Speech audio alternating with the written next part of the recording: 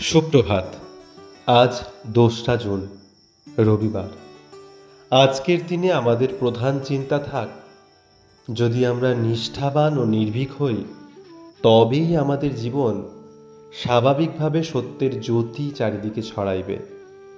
আজকের দিনে ঈশ্বরের কাছে আমাদের এই প্রার্থনা হোক, হে অনন্ত সর্বভূতে বিরাজিত সত্তা, আমি যেন আরও বেশি অনুভব করতে পারি তোমার সঙ্গে আমার যে যোগ, তাহা আরও বেশি অনুভব করতে পারি।